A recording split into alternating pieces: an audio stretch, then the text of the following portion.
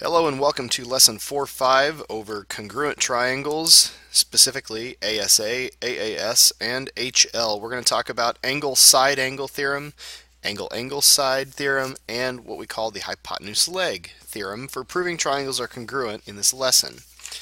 Previously we used side-side-side and side-angle-side postulates to prove that triangles were congruent. Now we're going to learn about three more: angle-side angle, angle-angle side, and hypotenuse leg. First off, I want us to talk about what the included side actually means. We talked about included angles in the last lesson, so the included side then is kind of the same deal, but a side between two angles. Okay, the side located between two consecutive angles of a polygon is called the included side. And so what we have here is that if two angles of one triangle are congruent to two angles of another, and the included sides are congruent, meaning the side shared by both angles in this triangle is congruent to the sides shared by both angles in this triangle, then the triangles have to be congruent, angle side angle. So what we want to look at here in example 1 is figure out if angle side angle can actually be used. So let's look. In triangle NKL and triangle LMN, here's what we know. We have parallel sides KL and NM. That means that we have angles here and here that are congruent because they're alternate interior angles if LN is your transversal. And we also know that side LN is congruent to itself, but we really don't have any other information. So what we've covered here are angles that are congruent and a pair of sides that are congruent, but that isn't enough. I need another angle. I would need to know that angle KNL is congruent to angle MLN, but I don't know that. If I knew these sides were parallel, I could say that, but we just don't have enough information. So our answer is no.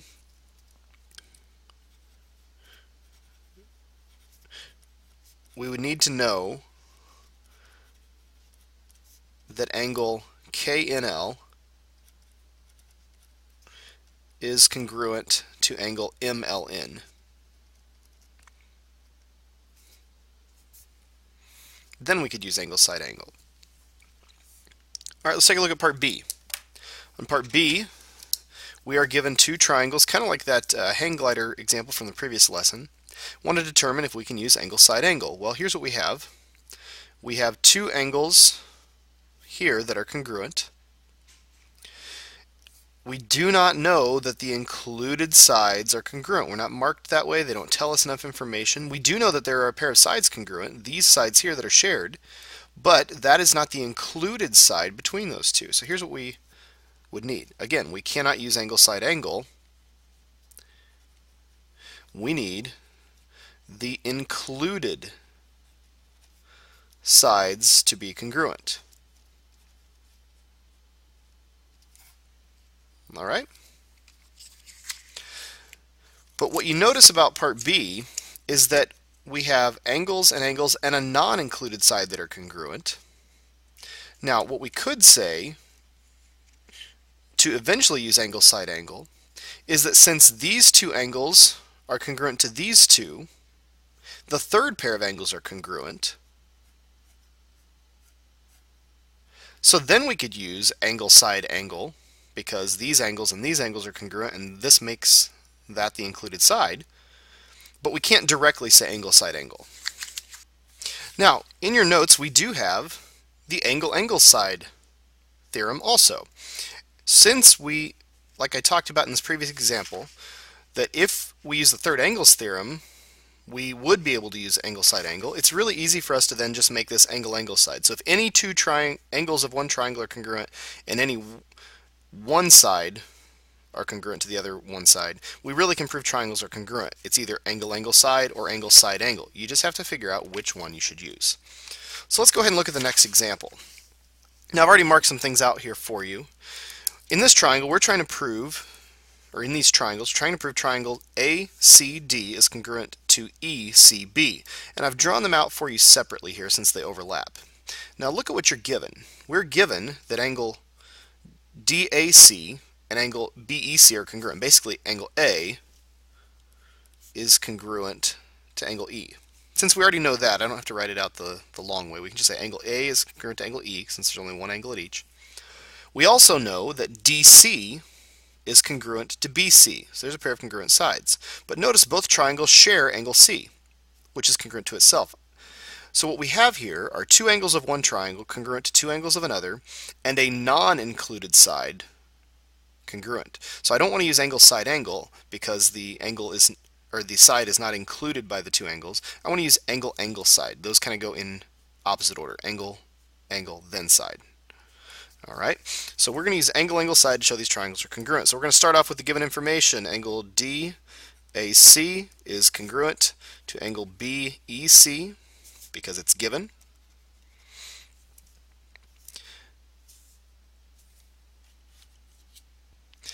And then before I state the other given, I'm going to do this in a little bit different order. I am going to go ahead and say angle C is congruent to angle C by the reflexive property, because I want to kind of do these in order. I want to do the pair of angles first, the pair of angles second, and then the non-included side, which is given to you. DC is congruent to BC because it's given. Well, then the triangles are congruent by angle, angle, side. So we can say triangle ACD is congruent to triangle ECB by angle, angle, side. Alright, so pretty straightforward. You just have to figure out, are the congruent sides the included sides between the two pairs of congruent angles? Alright, we're going to skip over this next proof to kind of move through the video a little bit more quickly. We will come back to this proof in class on Monday. So let's talk about which method out of all four that we've talked about so far we would use to prove triangles are congruent here. So let's look at the given information. This goes back to an example we've already done. We have angles that are congruent here, angles that are congruent here, and the shared sides that are congruent. So there's angle, angle, and then the shared side being congruent to itself by the reflexive property, side. So this would require the use of angle, angle, side. Okay. Then let's take a look at part B. We've got two triangles here. We have congruent sides here and here. We have parallel sides. Now parallel sides tell us the alternate interior angles are congruent. Okay, we have the correct markings there. So there's a pair of angles. There's a pair of sides. But then the shared side BD is congruent to itself by the reflexive property. So there's a pair of sides. Now notice that the included angles are between the sides that are congruent. So we can use side, angle, side. Alright, lastly, let's take a look here. We want to look at the given information. We want to mark that on the diagram if it's not already given to us. Here we are told that JL, this middle line, bisects angle KLM. Well, that alone would tell us that these are congruent angles. We are given that these are congruent angles, so we have angle, angle, and then JL is congruent to itself by the reflexive property. So again, we can use angle, angle, side, since the sides that are congruent are not the included sides. So here's just a quick summary of the different kinds of ways to show triangles are congruent before we get into our extension over what we call the hypotenuse leg theorem. The hypotenuse leg theorem only works in right triangles, because any other triangle doesn't have what we call a hypotenuse. But it basically says, in a right triangle, if the hypotenuse and leg of one triangle are congruent to hypotenuse and leg of another triangle, the triangles are congruent. This is the only time we might have what we would call angle, side, side. But that angle has to be a right angle. That's the only way this works. All right, and that really comes from the Pythagorean theorem. If these two sides are the same as these two, the third sides have to be congruent by the Pythagorean theorem. So that's how we can use that. So we want to determine if we can use hypotenuse leg here. So here's what we have. We have two right triangles. I know they're both right triangles because this marks these segments perpendicular. They have to both be right angles then. Okay? So I have right triangles. That's the first thing.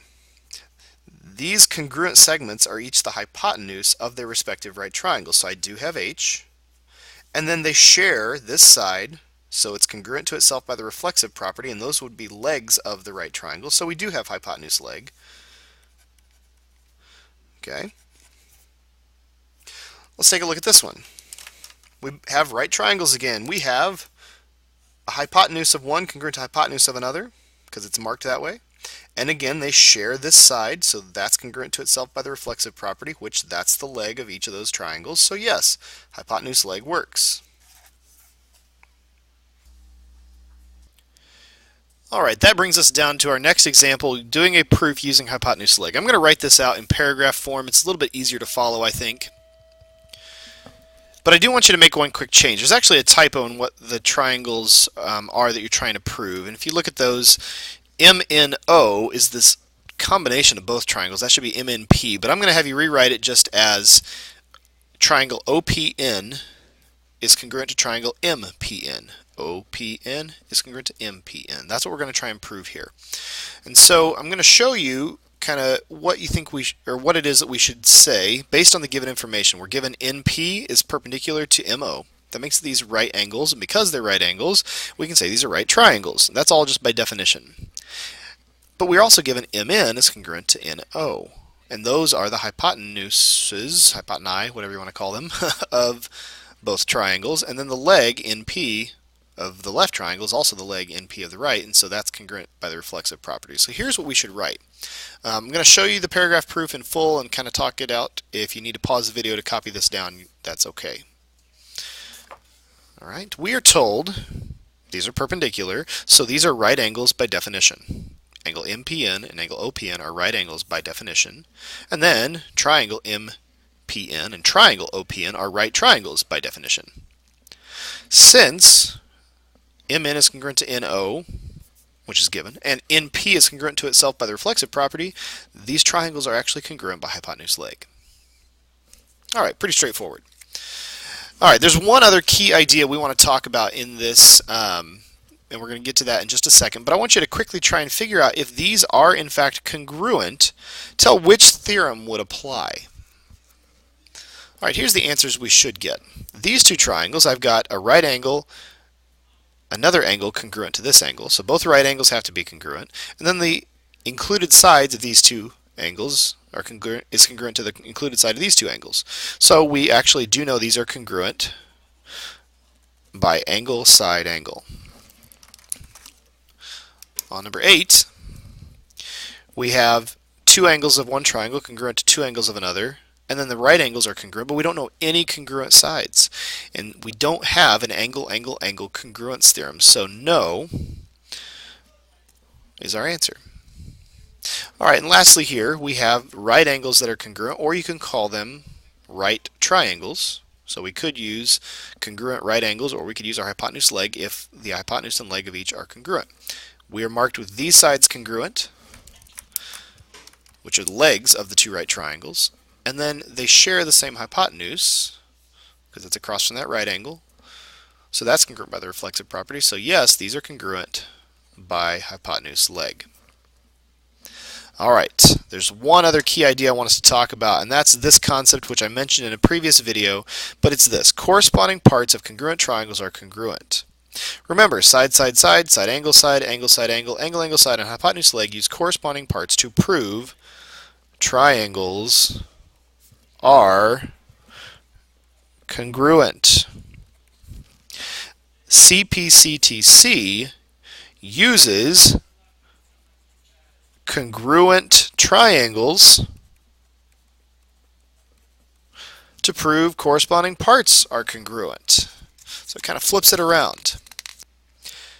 Alright, and this is about as far as we're going to get. The last two examples that use CPCTC, we'll do those in class also, and they actually don't take a lot of time. Basically, to use CPCTC, what you want to do is prove that the triangles are congruent first, then you can use CPCTC to show that other parts are congruent. So we'll finish this up in class on Monday.